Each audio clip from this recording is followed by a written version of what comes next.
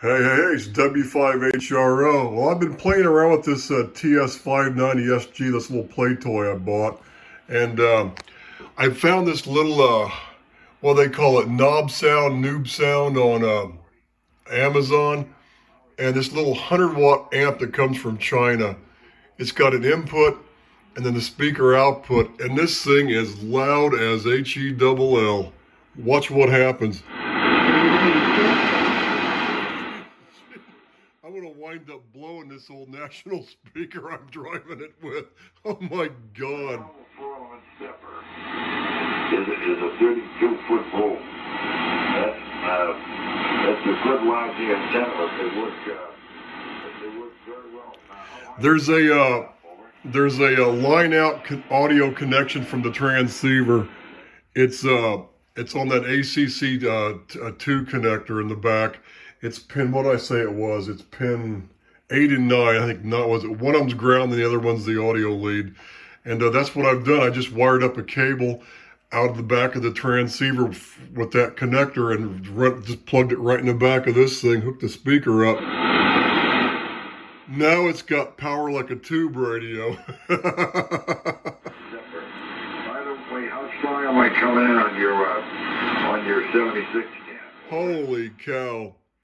Well, and they also make another matching one that's for subwoofers. This is for the speaker. They make a matching one the same size for the subwoofer, and that's what I plan on doing. I'm going to get the other one. I'm going to put them side by side. I'm going to put a subwoofer down on the floor to get that really good sound out of this transceiver. I want to try to make it sound as good as an old tube radio, which will be hard to do, but it'll still, I mean, this right here is a huge improvement. That's one of the things about these new modern transceivers. The audio outputs, the levels seem to be getting a little bit weaker and weaker as time goes on. They drive a speaker, but I tried to let this thing drive this speaker. My Linko did a better job of driving that speaker than this thing does. It was okay, but you could tell it was kind of wimpy compared to the older transceivers.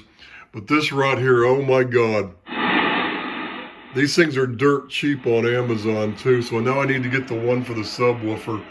And I'll just put them both, you know. The input to these things are like they're over, the output of that connection on the back of the transceiver via that connector is like 10K. So it's high, much higher Z. That's why you're going to get a better sound. And the input to this thing's anywhere from like 9K to 60K, depending on whatever coupling cap they use to the input. I need to look at the schematic. Of course, it didn't come with a schematic. I'd have to take it apart to see what coupling cap they have.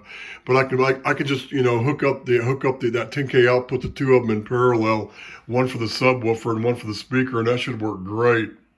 So I'm getting this thing all set up. Plus, I ordered a little mini PC, a little tiny mini PC that comes pre-installed with Windows 10 on it.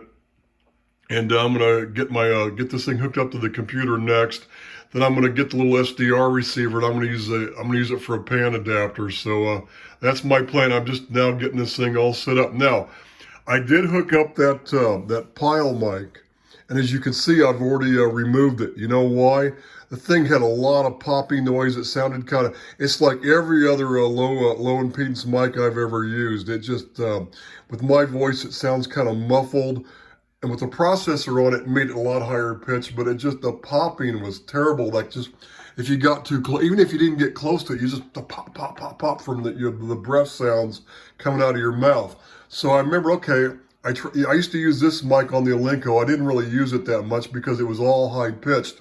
This is just a non-amplified D104. It used to be, it was a Tug-8 stand, which had the amp in it, and I removed the amp when I first got this thing a couple of years, 2-3 years ago, and I built that little FET buffer in the base to replace the amp that was in there, just an FET buffer. But on the Linko, it didn't have any low-end response. On this Kenwood, it's crystal clear with plenty of low-end response. It works beautiful on this radio. So this is the mic I'm using. Just a D104 with the FET buffer. Perfect, you know. So I'm making progress. This is the part 2 video here on the new TS590SG project. 73s.